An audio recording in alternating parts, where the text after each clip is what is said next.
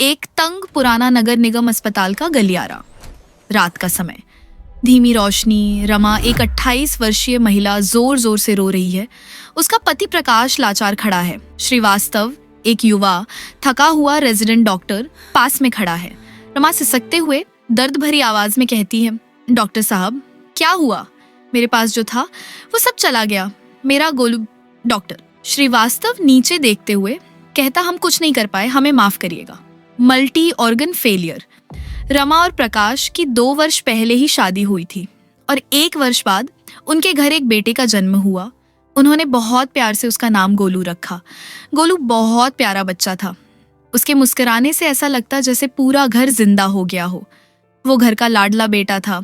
सभी उसे बहुत प्यार करते। रमा और प्रकाश अपने बेटे से बहुत प्यार करते। प्रकाश एक फैक्ट्री में काम करता। तनख्वाह ज्यादा नहीं, सिर्फ 15,000 थी, पर परिवार छोटा होने की वजह से घर अच्छे से चल रहा था और रमा घर में रहकर गोलू की देखभाल करती और घर संभालती। एक शाम प्रकाश काम से थका हारा लौटा। उसके हाथ में एक छोटा सा मिट्टी का बर्तन था। गोलू दरवाजे पर ही खड़ा था, आंखों में चमक। गोलू कहता है, पापा आज क्या लाए? प्रकाश मुस्कुराकर, तुम्हारे लिए खास तोहफा है मेरे राजा। आज मैंने ओवर टाइम किया और तुम्हारी मम्मी ने भी बहुत स्वादिष्ट खाना बनाया है, तो मेरी तरफ से तुम्हारे लिए रसगुल्ला। गोलू की आंखों में खुशी छलक गई। रसगुल्ला उसका सबसे पसंदीदा था। रमा मुस्कुराई, लेकिन उसके चेहरे पर चिंता की हल्की सी लकीर थी। रमा कहती है, अरे इतनी रात को इतने मीठे की क्या जरूरत थी? प्रकाश कहता है, जरूरत नहीं रमा, ये खुशी है। उसकी ये खुशी 15,000 की सैलरी से ज्यादा कीमती है। खाने दो उसे। गोलू ने झटपट रसगुल्ला खा लिया। वह रात बड़ी सुकून भरी थी, लेकिन अगली सुबह यह सुकून एक भयंकर चिंता में बदल गया। गोलू का पेट बुरी तरह से खराब हो गया। उसे लगातार उल्टी हो रही थी। प्रकाश भागकर पास की एक छोटी सी मेडिकल स्टोर पर गया और कुछ सस्ती दवाइयां लेकर आया। उन्होंने गोलू को दवाई दी, लेकिन शाम होते होते उसकी तबीयत और बिगड़ गई। गोलू का शरीर बुरी तरह तप रहा था और वह बेहोशी की हालत में था। प्रकाश घबराकर कहता है, अब क्या करें रमा? पैसे तो बस 3,000 बचे हैं इस महीने के। कोई बद्धा प्राइवेट अस्पताल नहीं जा सकते। रमा रोते हुए, सरकारी अस्पताल ले चलो, वहां तो इलाज होगा, जल्दी चलो। वे दोनों जैसे तैसे गोलू को नगर निगम अस्पताल ले गए। इमरजेंसी वार्ड में भारी भीड़ थी और गंदगी का आलम यह बता रहा था कि यह व्यवस्था यहाँ के लोगों को केवल लाचारी ही देती है। गोलू को तुरंत भर्ती किया गया। डॉक्टर, थका हुआ लेकिन मेहनती, तुरंत इलाज में जुट गया। डॉक्टर श्रीवास्तव इंस्ट्रक्शंस देते हैं, जल्दी से इंट्रावेनस एंटीबायोटिक्स शुरू करो, इसका मल्टी ऑर्गन फेलियर हो सकता है। अगले 24 घंटे प्रकाश और रमा के लिए सदी के बराबर थे। वे हर गुजरते पल के लिए प्रार्थना कर रहे थे, लेकिन डॉक्टर श्रीवास्तव के चेहरे पर लगातार निराशा बढ़ती जा रही थी। रात के आखिरी पहर में जब शहर गहरी नींद में था, गोलू का छोटा सा शरीर पूरी तरह ठंडा पड़ गया। डॉक्टर श्रीवास्तव की आवाज में गहरा दुख था। हम हार गए प्रकाश। रमा चीखते हुए अपने आंसुओं पर नियंत्रण खोते चिल्लाती है, क्या क्या हुआ मेरा बच्चा? प्रकाश अपनी पत्नी को पकड़कर वहीं जमीन पर बैठ गया। उसका सारा संघर्ष, उसकी 15,000 की सैलरी, उस रात एक छोटे से रसगुल्ले की खुशी, सब कुछ उसे एक पल में छीन गया था। डॉक्टर श्रीवास्तव गुस्से और लाचारी में कहता है, मुझे माफ कर देना। हमने जो एंटीबायोटिक इस्तेमाल की वह बेअसर थी। मैंने बार बार डायरेक्टर ऑफ हेल्थ सर्विसेज को लिखा कि हमारी सप्लाई की गुणवत्ता बेहद घटिया है, लेकिन किसी ने नहीं सुनी। ये घटिया दवाई थी, इसने काम नहीं किया। यह सबस्टैंडर्ड मेडिकेशन है, ये जानबूझकर की गई लापरवाही है। मेरे पास जो रिपोर्ट है उसमें मैंने मौत का वास्तविक कारण लिख दिया है और इसे मैं जरूर ऊपर तक लेकर जाऊंगा। अगले दिन डॉक्टर श्रीवास्तव वो रिपोर्ट आईएएस मैडम के डेस्क पर रख देता है। शालिनी राव, एक तेज तर्रार और 25 वर्षीय आईएएस अधिकारी, उस महानगर की नगर निगम आयुक्त थी जहां व्यवस्था का मतलब कागजों पर मौजूद नियम और जमीन पर पसरा भ्रष्टाचार था।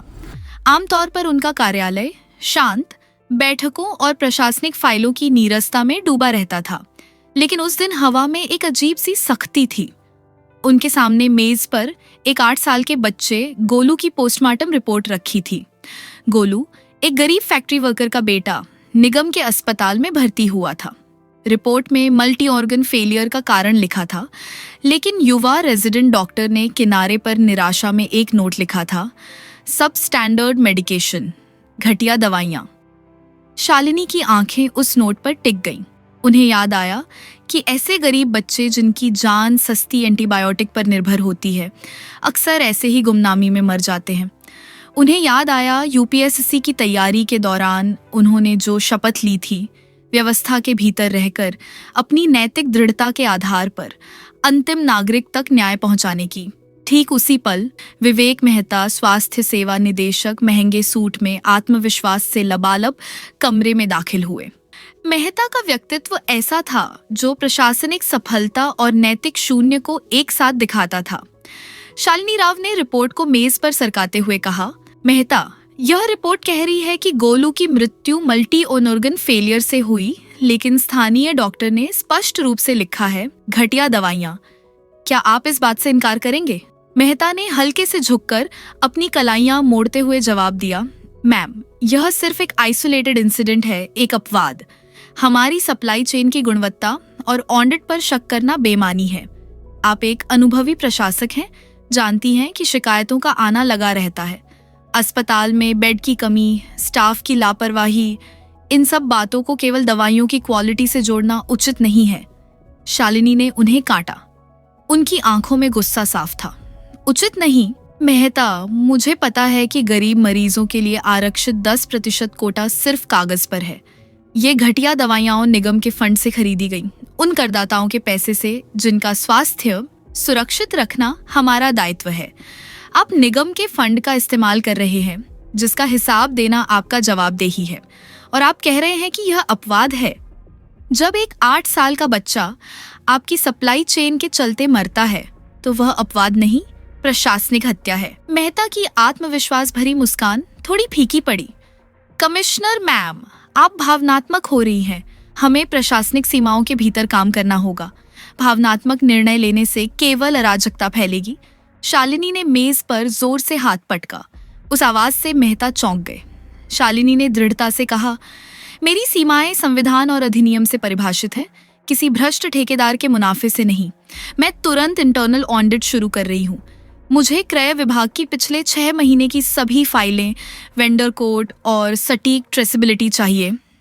मैं जानना चाहती हूँ कि 500 करोड़ रुपए तक के मेडिकल सप्लाई घोटाले में किस किस की भूमिका है। यह जांच किसी कीमत पर नहीं रुकेगी। डॉक्टर मेहता ने केवल इतना कहा, जैसा आप उचित समझे कमिश्नर मैम, लेकिन इसके परिणाम अच्छे नहीं हो सकते। अगले 2 दिनों तक शालिनी का कार्यालय एक युद्ध क्षेत्र बन गया। हर फाइल, हर कागज के लिए संघर्ष था। अकाउंट्स ऑफिसर आराध्य सिंह, जो क्रय अनुभाग के प्रभारी थे, डर के मारे कांप रहे थे। रात के 10 बज चुके थे। दफ्तर में केवल शालिनी और आराध्य थे। फाइलों का ढेर मेज पर लगा था। शालिनी ने आराध्य की ओर देखा। आराध्य, पिछले 48 घंटों से आप जानबूझकर फाइलों को एक्यूमुलेट कर रहे हैं। आप जानते हैं कि ये सब अजय गोयल नाम के एक ठेकेदार के पक्ष में किया गया है। मुझे उन परचेस ऑर्डर्स की जानकारी चाहिए जिनमें घटिया वेंटिलेटर और एंटीबायोटिक की खरीद की गई। आराध्य कांपते हुए बोली, मैम, आप नहीं समझती। अजय गोयल एक सामान्य ठेकेदार नहीं है। उसकी पहुंच बहुत ऊपर तक है, राजनीतिक गलियारों से लेकर हर जगह। मैं एक छोटी कर्मचारी हूँ। अगर मैंने यह जानकारी लीक की तो मेरी नौकरी, मेरा परिवार सब खतरे में पड़ जाएगा। शालिनी ने अपनी कुर्सी छोड़ी और आराध्य के पास जाकर शांत स्वर में कहा, मैं आपकी जगह हूँ आराध्य। मैं जानती हूँ कि इस तंत्र से लड़ना कितना मुश्किल है। 99% अधिकारी चुप हो जाते हैं, लेकिन अगर हम जो व्यवस्था के भीतर हैं डर गए तो गोलू जैसे हजारों बच्चे मरते रहेंगे। मुझे आपकी निष्ठा चाहिए, किसी और के प्रति नहीं, बल्कि इस निगम और यहाँ के नागरिकों के प्रति। अगर आप सच सामने लाते हैं तो व्यवस्था आपकी रक्षा करेगी, अगर नहीं तो आप इस आपराधिक साजिश में भागीदार माने जाएंगे। आराध्य ने कांपते हाथों से एक फाइल निकाली और कहा, मैम, यह देखिए, ये वेंडर कोड, इन्हें जानबूझकर बदला गया है। पुराने भरोसेमंद वेंडरों को हटाकर गोयल की नई कंपनी को काम दिया गया। ठीक उसी क्षण शालिनी के निजी फोन पर एक अज्ञात नंबर से कॉल आया। उन्होंने आराध्य को चुप रहने का इशारा किया और कॉल उठाया। अजय गोयल की धीमी धमकी भरी आवाज दूसरी तरफ से आई, जो सन्नाटे को चीर रही थी। कमिश्नर साहिबा, मैंने आपको पिछली बार भी समझाया था, नगर निगम में ईमानदारी के लिए कोई जगह नहीं है। आप प्रशासनिक प्रक्रियाओं को बाधित कर रही हैं। आप जानती हैं कि आंतरिक लेखा परीक्षा का आदेश देने से पहले भी आपको स्टैंडिंग कमेटी की औपचारिक अनुमति लेनी चाहिए थी। आपने ऐसा नहीं किया। ये स्पष्ट रूप से अधिकार का दुरुपयोग या शक्ति का दुरुपयोग है। गोयल अपनी आवाज को और धीमा करके धौंस देते हुए बोला, मैडम, मुझे पता है कि आप फाइलें खंगाल रही हैं। मेरे पास सबूत हैं कि आपका इरादा दुर्भावनापूर्ण है। अगर आपने यह जांच अब भी इसी वक्त बंद नहीं की तो आपकी निलंबन की फाइल कल सुबह तैयार होगी और ये लीगल कॉन्सिक्वेंसेस इतने बुरे होंगे कि आपको पछतावे का भी मौका नहीं मिलेगा। शालिनी ने मेज पर कलम रखकर दृढ़ता से जवाब दिया, आपकी धमकी दर्ज हो गई है मिस्टर गोयल। मेरी कार्यपालक शक्ति इस शहर की जनता की सुरक्षा के लिए है, आपके भ्रष्टाचार के लिए नहीं। मैं जानती हूँ कि आप और न्याय मेहता एक साथ काम कर रहे हैं। अब आप जो भी कानूनी या राजनीतिक दांव लगाना चाहते हैं लगाइए, लेकिन अब लड़ाई शुरू हो चुकी है और मैं पीछे नहीं हटूंगी। ये चेतावनी है, अगर मेरे किसी भी अधिकारी को कोई नुकसान पहुंचा तो मैं आपको नहीं छोड़ूंगी। अगले दिन सुबह शालिनी ने बिना किसी को बताए पुलिस के एक छोटे दल और वीडियोग्राफर के साथ गोयल द्वारा संचालित एक बड़े गोदाम पर औचक छापा मारा। गोदाम मैनेजर ने तुरंत दरवाजा रोक दिया। मैम, आप ऐसे अंदर नहीं आ सकती, ये प्राइवेट प्रॉपर्टी है, आपको सर्च वारंट चाहिए, मैनेजर चीखा। शालिनी ने उसे किनारे करते हुए तेज और कड़क आवाज में कहा, मैं नगर निगम की कमिश्नर हूँ। मुझे नगर निगम अधिनियम की धारा 67(3) के तहत जन सुरक्षा के लिए तुरंत तत्काल कार्रवाई करने का अधिकार है। इस गोदाम में निगम के क्रय आदेशों से आई सामग्री है। अगर यहाँ घटिया माल मिला तो यह जन स्वास्थ्य को सीधा और तत्काल खतरा है। वह जबरदस्ती अंदर दाखिल हुई। गोदाम में प्लास्टिक के कवर में लपेटे हुए सस्ते घटिया वेंटिलेटर, खुली हुई दवाइयाँ और ऐसी एंटीबायोटिक थीं जिन पर लेबल तक ठीक से नहीं लगे थे। उन्हें देखकर शालिनी का गुस्सा भड़क उठा। उन्होंने मैनेजर को घूरते हुए कहा, देखो, यह वही सामान है जो हमारे अस्पतालों को भेजा जाता है। यहाँ वेंटिलेटर के सीरियल नंबरों से छेड़छाड़ की गई है, दवाइयों की एक्सपायरी डेट बदली गई है। यह आपराधिक साजिश है। मैं इस पूरे गोदाम को तत्काल प्रभाव से सील करने का आदेश देती हूँ। आराध्य सिंह और जो पीछे खड़े थे अब डर के बजाय पहली बार साहस महसूस कर रहे थे और तुरंत स्टॉक एक्शन टेकन रिपोर्ट तैयार करनी शुरू कर दी। शालिनी के दफ्तर लौटते ही उनके सामने सबसे बड़ी चुनौती खड़ी हो गई। मुख्यमंत्री कार्यालय से एक गोपनीय फैक्स आया। मेहता ने पलटवार किया था। शालिनी पर शक्तियों का दुरुपयोग का अभियोग लगाते हुए एक जांच समिति बिठा दी गई थी। ये स्पष्ट रूप से उन्हें फंसाने का राजनीतिक प्रयास था। शालिनी मेज पर बैठी, उनका माथा ठनका। यह सिर्फ जांच नहीं है आराध्य, यह सस्पेंशन की तलवार है जो मेरे सिर पर लटकाई गई है। वे जानते हैं कि अगर मैं निलंबित हो गई तो मेरी शक्ति खत्म हो जाएगी और यह फाइल दब जाएगी। वे मेरे ऊपर कारण बताओ नोटिस भेजेंगे और मेरे जवाब से पहले ही मेरा निलंबन आदेश जारी कर दिया जाएगा। तभी मुख्यमंत्री कार्यालय से एक उच्च अधिकारी का फोन आया। आवाज में सख्ती थी। शालिनी, बस, आप अपनी हदें पार कर रही हैं। यह राजनीति है। अजय गोयल और डॉक्टर मेहता के तार बहुत ऊपर तक जुड़े हैं। आपको आदेश दिया जाता है कि आप तुरंत अपनी कुर्सी छोड़ें और कारण बताओ नोटिस का जवाब दें। आपका निलंबन आदेश तैयार हो चुका है। शालिनी की आंखें बंद हो गईं। उन्होंने एक पल के लिए अपनी स्थिति का मूल्यांकन किया। अगर वह नियमों का पालन करती और नोटिस का जवाब देती तो वह निलंबित हो जाती और गोलू का न्याय हमेशा के लिए दफन हो जाता। उन्होंने अपनी आंखें खोली। उनकी आवाज में अब कोई संकोच नहीं था। यह उस अधिकारी की आवाज थी जिसने वर्षों तक सिविल सेवा में अपनी शपथ को प्राथमिकता दी थी। शालिनी राव ने अपने मन में पूरी प्रशासनिक प्रक्रिया को दोहराया। नगर निगम अधिनियम की धारा 67(3) कमिश्नर के पास संपूर्ण कार्यपालक शक्ति निहित है। मेरी प्राथमिक जिम्मेदारी जनता का स्वास्थ्य और सुरक्षा है। यदि स्थिति आपातकाल की हो तो कमिश्नर कॉरपोरेशन की तत्काल स्वीकृति के बिना भी तत्काल कार्रवाई कर सकती है। यह शक्ति केवल जनता की सेवा के लिए है उन्हें लगता है कि मैंने नियमों का उल्लंघन किया है, लेकिन वे भूल गए हैं कि जब व्यवस्था स्वयं सड्री लचने लगती है, जब कागज न्याय को दफनाने का माध्यम बन जाते हैं, तब एक अधिकारी का सबसे बद्धा नियम उसकी नैतिकता बन जाती है। गोलू की मौत वह मौत नहीं थी, वह इस शहर के स्वास्थ्य तंत्र का अंतिम संस्कार था, और एक कमिश्नर के रूप में मेरा कर्तव्य है कि मैं इस तंत्र को बचाने के लिए हर संभव कानूनी दांव का इस्तेमाल करूं। वे मुझे निलंबित कर सकते हैं, लेकिन वे मेरी शक्ति, मेरी ईमानदारी की शक्ति को वापस नहीं ले सकते। अब समय आ गया है कि मैं उस शक्ति का उपयोग करूं जो मुझे जनता की सेवा के लिए सौंपी गई है। शालिनी तेजी से मेज पर एक आधिकारिक आदेश टाइप करती है।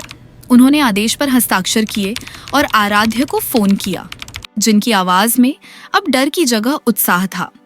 शालिनी राव कहती हैं, आराध्य, मुख्यमंत्री कार्यालय के आदेश आने से पहले मैं अपने पद की कार्यपालक शक्ति का उपयोग करके पब्लिक हेल्थ इमरजेंसी की घोषणा करती हूँ। तत्काल प्रभाव से क्रय विभाग से सीधा संबंध काटो। डॉक्टर विवेक मेहता को उनके पद और सेवा से तत्काल प्रभाव से निलंबित किया जाता है। यह आदेश सभी मीडिया हाउसेस को तुरंत भेजो। अजय गोयल के सभी गोदामों को सील करो और उसके विरुद्ध आपराधिक शिकायत दर्ज कराओ। मिनटों में दृश्य बदल गए। पुलिस बल अजय गोयल के गोदामों पर ताले लगा रहा था और ठेकेदार की गिरफ्तारी हो रही थी। मेहता स्तब्ध अपना निलंबन आदेश देख रहे थे। जब शालिनी राव मीडिया के सामने आई तो उनकी आवाज शांत थी, लेकिन उसमें हिमालय जैसी अटल दृढ़ता थी। शालिनी राव मीडिया से कहती हैं, सत्ता के गलियारों में हमेशा भ्रष्टाचार के तार होते हैं, लेकिन आज का यह फैसला केवल एक अधिकारी का नहीं है, यह भारतीय प्रशासनिक सेवा की शपथ का फैसला है। शक्ति का अर्थ केवल पद नहीं है, शक्ति का अर्थ है सही समय पर सही इरादे से उस शक्ति का उपयोग करना जो आपको आम जनता की सेवा के लिए सौंपी गई है। भ्रष्ट तंत्र हमेशा होगा, लेकिन अगर एक भी अधिकारी अपनी शपथ और कार्यपालक दायित्व को याद रखे तो न्याय हमेशा अंतिम नहीं, तत्काल होगा। शालिनी राव ने उस दिन गोलू की मौत से शुरू हुई लड़ाई को शहर के स्वास्थ्य तंत्र में जमे भ्रष्टाचार के खिलाफ एक निर्णायक स्वास्थ्य क्रांति में बदल दिया और दिखा दिया कि एक ईमानदार अधिकारी के इरादे के आगे बड़े से बड़े राजनीतिक दबाव और निलंबन की तलवार भी बेअसर हो जाती है। आपको कहानी कैसी लगी हमें कमेंट करके ज़रूर बताइएगा। मिलते हैं अगली वीडियो में, और इसी तरह के अमेजिंग स्टोरी के लिए चैनल को सब्सक्राइब ज़रूर कर लीजिए।